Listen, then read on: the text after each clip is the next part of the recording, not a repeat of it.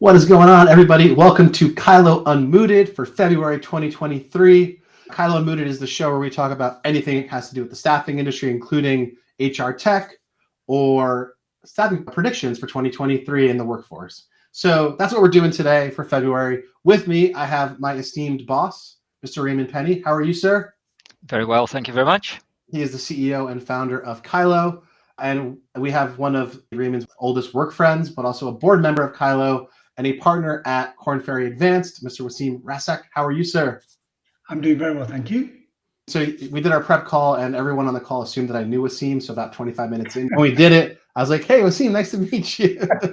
I was very, very funny. I was late, so it was 25 minutes in. But anyway, what we're going to do today is we're going to walk through some predictions. As you could tell, Raymond lives and works on the opposite side of the pond as Waseem and I. Waseem is in Florida with me, but you hail from the other side of the pond, right? Where are you from? Yeah, absolutely, yeah. 10 years now. Well, welcome, and I'm sorry, not the best 10 years to be in the U.S. Anyway, so we're going to start with the current state of the economy, kind of just walk through. The Fed had an interest rate hike. The equivalent on the UK side had an interest rate, a small one, but interest rate hike. So, Waseem, I'm going to throw it to you and just kind of walk us through what you think for the economy 2023 moving forward. We're a month in, so it's a great time to talk about it again. Yeah, I think it's interesting. And I think it's a very careful balance the Feds have to play because they're trying to make sure the economy doesn't slow down too much. So they have to thread the needle really carefully, right? So they have to control interest rates without getting to a point where they've slowed it down too much and you get into a recession. So it's always really tricky for them to do that. At the same time, there is there are some bubbles that we've had for quite a while, right? I mean, a lot of these startups have been there for a while. There's been a lot of money, especially through the pandemic. I think a lot of money was invested in these organizations. And at some point, these bubbles have to burst, right? Now, whether they have to burst in dramatic style and in a huge recession, or whether they can just be tamed as they go through, I think it's important that we do something like that. I want to say is, China, I think, is also going to play a big role in what's happening with the economy. I think now that it's opening up again, because we've had this kind of slowdown for quite a while where they've not really been able to play in that market. Yeah, absolutely. I saw a chart on Instagram or Twitter where they were talking about these unicorns, these tech giants who are now deflating, post-pandemic. And I think it was revenue and growth, like internal growth. So it was interesting. Even companies have been around for quite a while. Think about Uber. It still doesn't make money, right? Still not profitable. I mean, Netflix took 20 years to be profitable, to your point, right? Yeah. I think the VCs and the private equity firms have been really willing to invest to encourage growth to be really quick and grow really quick, and profit will come. And at this point, they're maybe realizing that profit would be quite good and maybe don't grow quite so quick. So we're maybe just seeing a minor reset, which maybe brings us on to just the tech layoffs.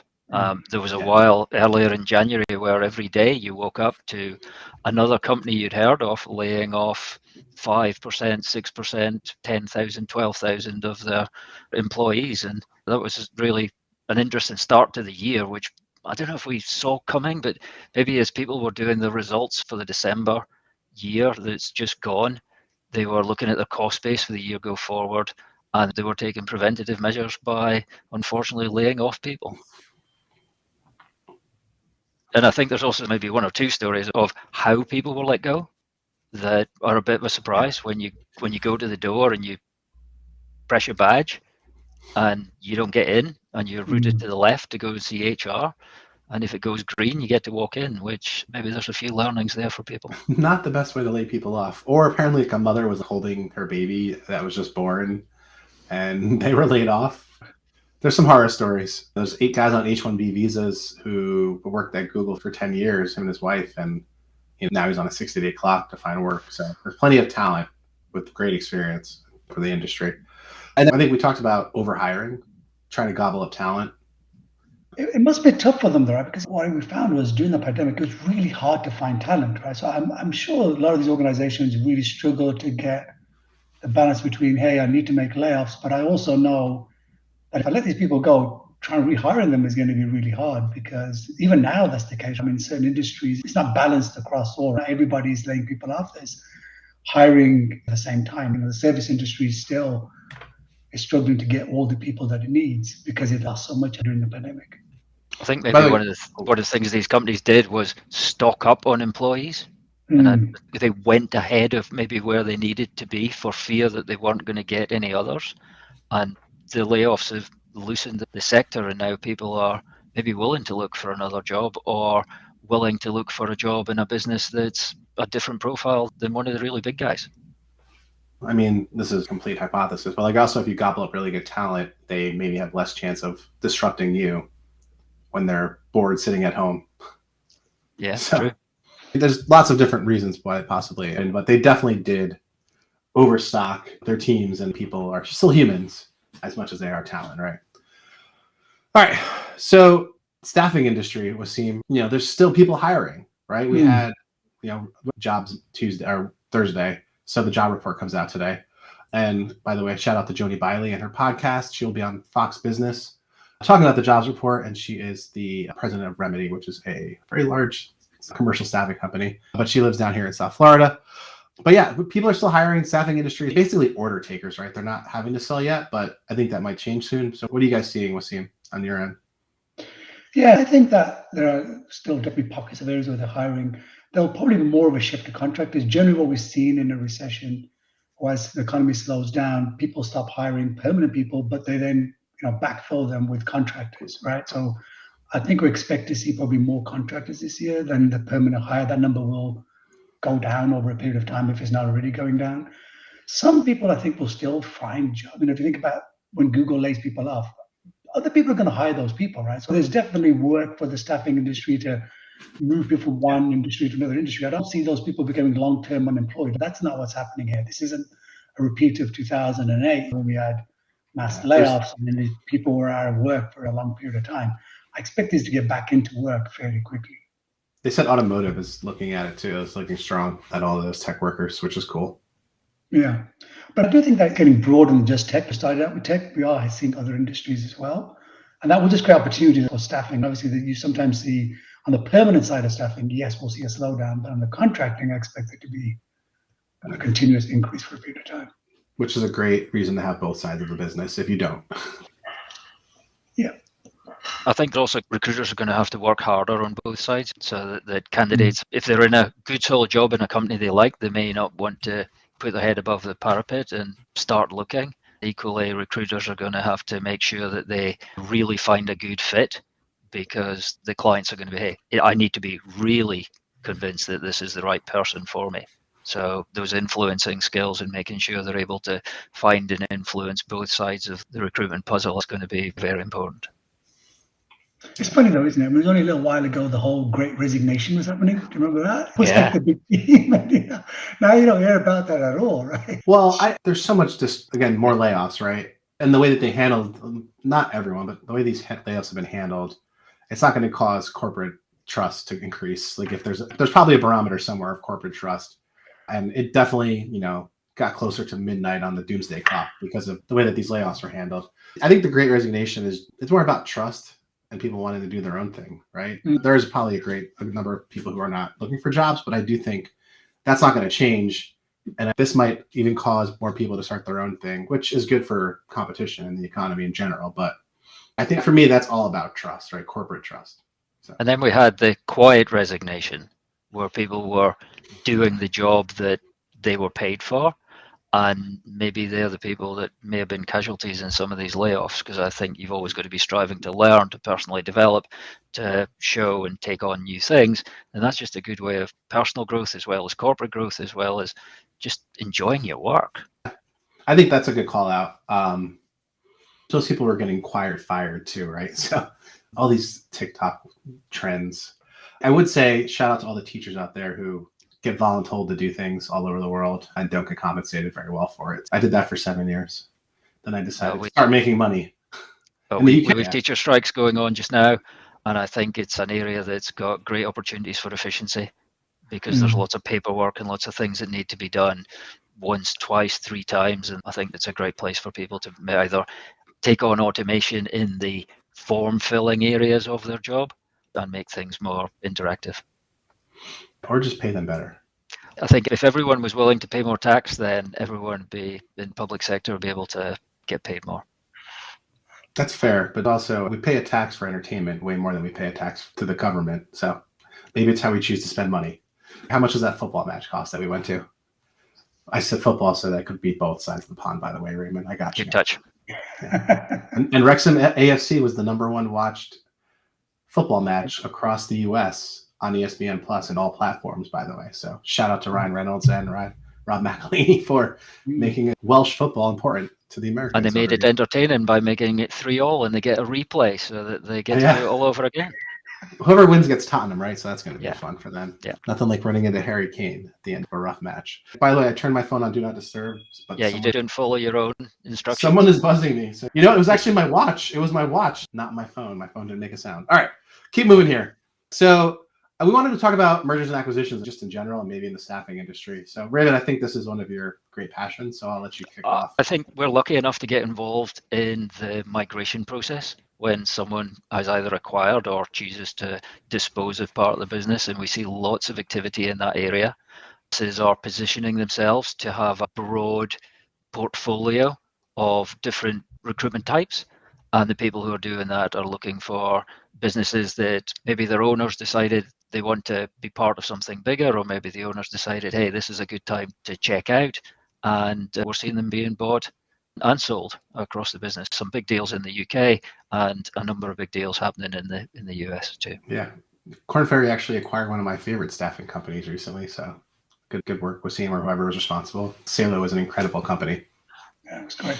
And I think generally around this time, again, when the economy slows down, it's actually a good opportunity for acquisition. We've seen that previously as well. In fact, both Raymond and I used to belong to Spring, which got acquired by Deco. Same sort of thing. It was during the time that the economy was slowing down, Deco came and ended up purchasing Spring. So we've seen this happen a few times and experienced it ourselves during that period.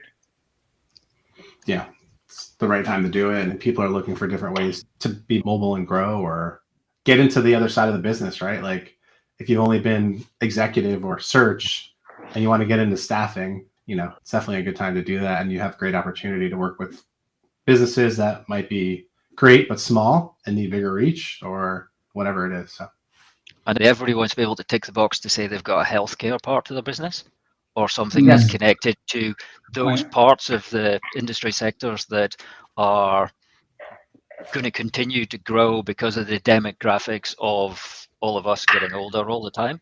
Should you say recession proof?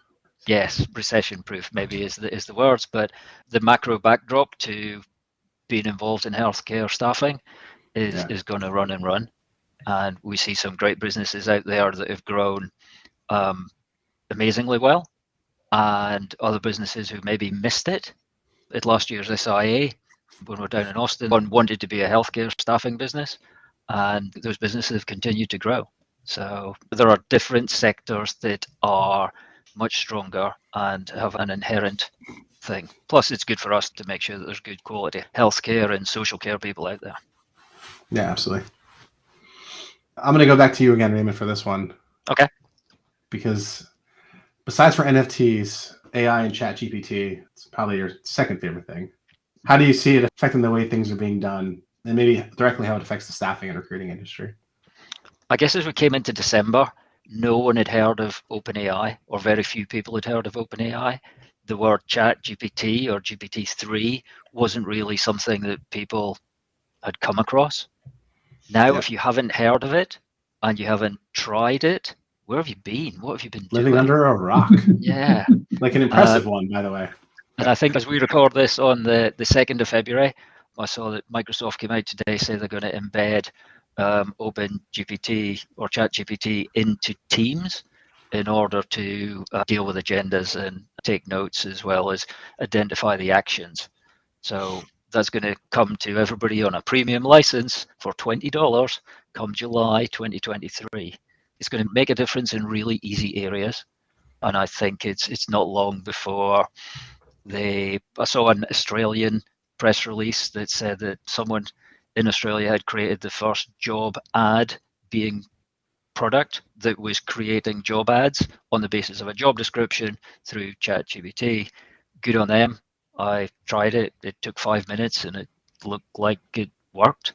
So I imagine that's going to be making the writing of job ads that get distributed out onto the job boards, much better. I have something to say about that. I think I said it last time too, is if you are basing job ads that were not tailored towards attracting women or DE&I initiatives, Totally. you may not want your... So AI is a learning tool. It learns on the old stuff that's already out there. So if you're learning on old stuff that wasn't DE&I and attracting women friendly, the stuff that's going to get ran is not going to do the same. So just make sure that you're putting it through another filter to make sure that you are attracting to your initiatives. And Waseem, any thoughts on... That's a good point. I think it's more than just job ads. I think you're right. It's a really good starting point. But if you think about all the things that it can do, and all the times you can save a recruiter in terms of when it's sending out the cover letter, when it replying to accepting roles, rejecting roles, there's so many other areas as well that I think it can help with. Really, the beauty of the generative element of it is it's creating content, right? So that's another piece of it. There's kind of pros and cons. I think the pros are it can generate content really quickly in ways that we probably, kind of to Raymond's point, we didn't even imagine systems could do this before December, right? But the cons of it are, A, how accurate is it? We've talked about it does some stuff, but we don't know that it's super accurate in terms of content. The other thing, though, it may end up taking things like thought leadership, right? Which is a whole field, an area that lots of companies are invested in, including LinkedIn and everything. Does that just become a commodity now? Can anybody just go in and generate thought leadership by using ChatGPT? Is that going to change the world as well? So I think there's a lot of ways it can be used, both good and some kind of questionable in the way that it works. Well, it's so funny you said that. Raymond, it might be good to create a way to check resumes if they've been generated by ChatGPT. On its way. Before they hit the ATS or the CRM. And then to your point, Waseem, anyone can create better content. Artists are already filing class action lawsuits against AI companies because of go create an art picture of this in the style of Banksy.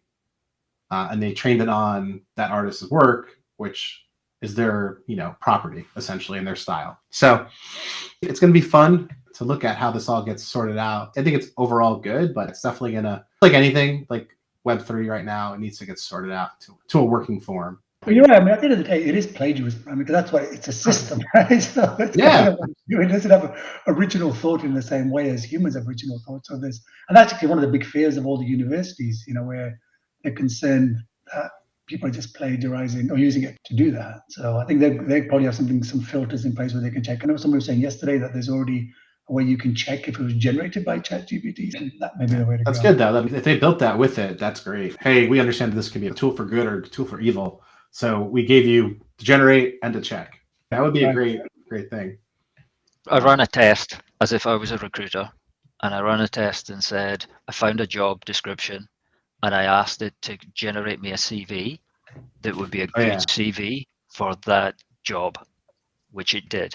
I then flipped it and said, hey, could you write me a job ad for this job description? Which the first instance was quite long, so I asked it to shorten it and asked it to make it more diversified or more able to deal with diversity, which it had a go at.